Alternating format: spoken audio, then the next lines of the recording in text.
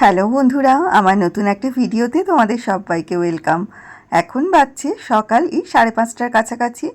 অনেক দিন পর একটা সুন্দর ব্লগ দিয়ে দিনটা শুরু করলাম। এতদিন ব্লগ দিতে পারিনি, তার কারণটা তোমাদের অবশ্যই জানাবো। দেখো, এখানে ছেলের টিফিন একদম রেডি করে ফেলেছি।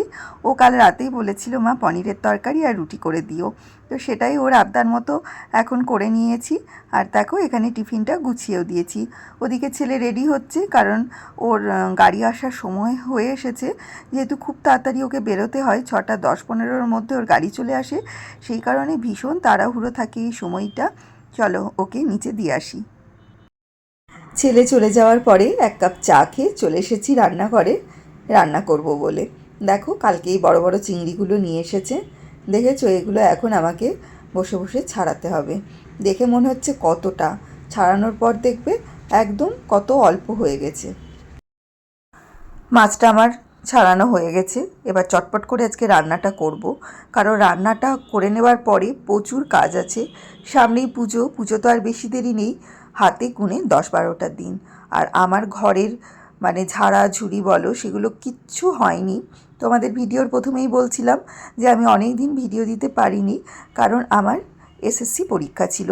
পরীক্ষা শেষ হলো এই 14 তারিখ। তারপরে আমি ঘরের কাজকর্ম শুরু করলাম। 2-3 দিন একটু রেস্ট নিয়েছিলাম, কারণ একটা বিশাল চাপের মধ্যে ছিলাম। সেই কারণে কিছুই ভালো লাগছিল না করতে। তাই 2-3 দিন রেস্ট নিয়ে আজকে দেখলাম না, আর রেস্ট নিলে হবে না, কারণ পুজো তাহলে চলে আসবে, আমার সমস্ত কাজকর্ম পড়ে থাকবে। তাই রান্নাবান্না করে একটু পাউরুটি খেয়ে নিয়েছি, দিয়ে লেগে পড়েছি এই যে ঝুল ঝাড়তে। সব কাজটা তো একদিনে হবে না। ডাইনিংটার ঝুলগুলো ঝেড়ে নিয়ে আমি এখন বসেছি রান্নাঘরে, যে আর কি ক্যাবিনেটগুলোতে আমার জিনিসপত্র রাখি সেগুলো ধুয়ে নিয়েছি। বাথরুমে গিয়ে ভালো করে ধুয়ে নিয়েছি, তারপর জল ঝরিয়ে নেওয়ার পরে এখন এগুলো সেট করছি। সব কাজটা তো ধরো একদিনে হবে না, একটু একটু করে করব। যে 10-12 দিন সময় আছে, তার মধ্যেই সবটা আর কি কমপ্লিট করে নেব। প্রত্যেক দিন করলে আশা করছি হয়ে যাবে। আর এখানে দেখো, এগুলো আমি সেট করে নিয়েছি। এবার এগুলোতে যে জিনিসগুলো থাকে সেগুলোকে সুন্দর করে গুছিয়ে নিতে হবে। আর পরীক্ষার জন্য তো কিছুই বললাম তোমাদের, সেভাবে করতে পারিনি। পরীক্ষাটা আমার খুব মনের মতো হয়নি, হয়েছে মোটামুটি। পরীক্ষাটা আর একটু ভালো আশা করেছিলাম, কিন্তু যাই হোক, কী আর করা যাবে, দেখা যাক রেজাল্ট কী হয়। কাজকর্ম কমপ্লিট করে আমি আর ছেলে এখন বেরিয়ে পড়েছি ঘুরতে। নিজের কাজের জন্য অনেক দিন ছেলেটাকে নিয়ে কোথাও ঘুরতে যাওয়া হয়নি। ছেলে বলেই রেখেছিল, মা তোমার পরীক্ষা শেষ হলে আমাকে কিন্তু একদিন ঘুরতে নিয়ে যেতে হবে, আর আমার পছন্দের একটা সিনেমা তোমাকে দেখাতে হবে। আমার ছেলে আবার অ্যানিমের ভীষণ ভক্ত, সারা দিন ওই নিয়ে পাগল।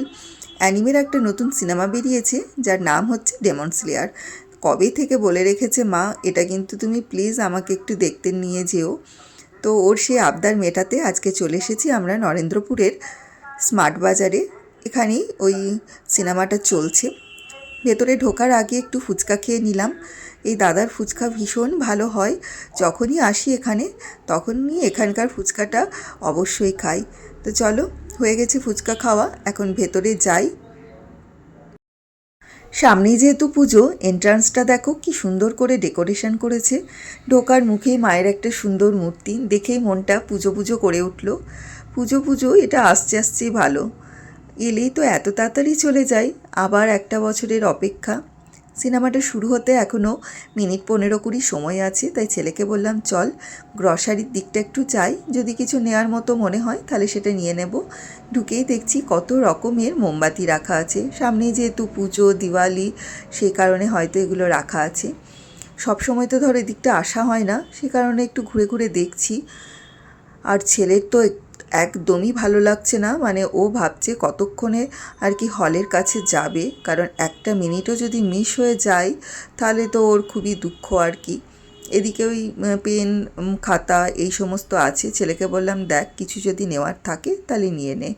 আর দেখো কি সুন্দর সুন্দর জিনিস, ছোট্ট একটা কড়াই। এই জিনিসগুলো আমার ভীষণ পছন্দের। মলে এলে আমি আগে ঘুরে ঘুরে সংসারের জিনিসপত্র মানে আর কি দেখি। মনে হয় যেন এগুলো দেখেই সব থেকে আনন্দ, মানে জামা কাপড়ের থেকেও আমার এইসব জিনিস দেখতে কিনতে বেশি ভালো লাগে। ছেলের সমানে আমাকে তাড়া দিচ্ছে, দেখো কি ছোট্ট ছোট্ট কড়াই। এটা আমার আছে, তো পাশেই ছিল ওদের জামা কাপড়ের ডিপার্টমেন্টটা, তো সেদিকে একটু এসেছি দেখতে। আমাদের পুজোর বাজার এখনও সেইভাবে কিছু হয়নি, সমস্তটাই এবার গন্ডগোল হয়ে গেছে আমার পরীক্ষার জন্য। ছেলের কিছু কেনা হয়েছে, দেখি আজকে যদি সিনেমাটা শেষ হওয়ার পরে একটু সময় থাকে তাহলে হয়তো একটু এগুলো দেখতে আসতে পারি, যদি সময় থাকে। আর রাত হয়ে গেলে তো ধরো হবে না। চলো এবার যাই যেদিকে হলটা আছে, কারণ ছেলে তো আমাকে এত তাড়া দিচ্ছে, কিছুই দেখতে দিচ্ছে না। তাই বললাম চল, যে জন্য এসেছি আগে সেদিকেই যাই। আর ও তো এত পরিমাণে খুশি, আর আমরা দুজনেই অনেক দিন পর বাড়ির বাইরে বেরোলাম, সেই কারণে আমাদের দুজনারই সত্যি মনটা খুব ভালো লাগছে। একভাবে বাড়িতে থাকতে থাকতে দেখবে ভালো লাগে না, একটু বাইরে বেরোলে, একটু ঘোরাঘুরি করলে মনটাও ভালো হয়ে যায়। তো এটা বোধহয় সেকেন্ড ফ্লোরে কি থার্ড ফ্লোরে হলটা আছে, সেটাই আমরা একটু খুঁজছি। ছেলে বলছে দেখো মা, আমি যে সিনেমাটা দেখতে এসেছি সেটার কিন্তু একটাও পোস্টার বাইরে দেওয়া নেই। আমি বললাম ঠিক আছে, এটা কোনো ব্যাপার না, চল ভেতরে যাই, সিনেমা শুরু হয়ে গেছে।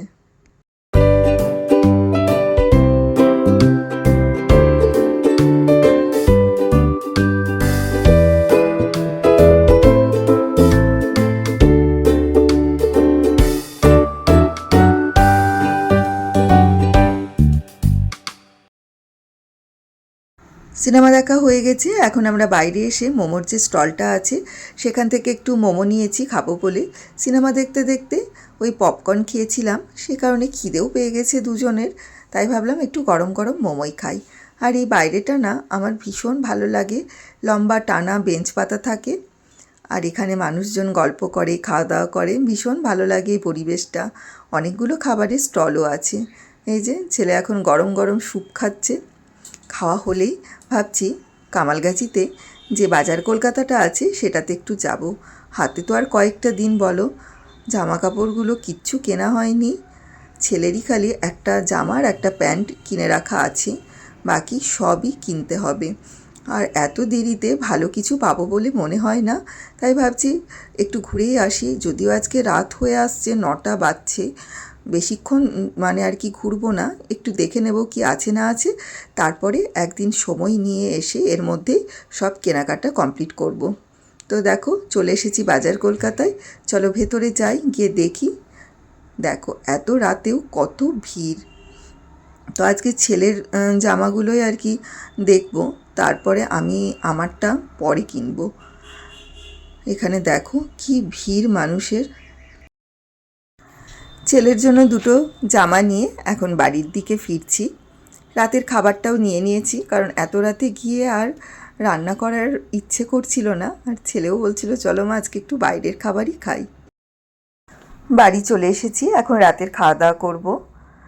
আমার রান্নাঘরের লাইটটা দুদিন হলো একটু খারাপ হয়েছে, সে কারণে একটু অন্ধকার অন্ধকার। আজকে রাতের মেনু হচ্ছে মিক্সড ফ্রাইড রাইস আর গার্লিক চিকেন। চলো তাহলে রাতের খাওয়া দাওয়া করে নিই। আমার ভিডিওটাও এখানে শেষ করছি।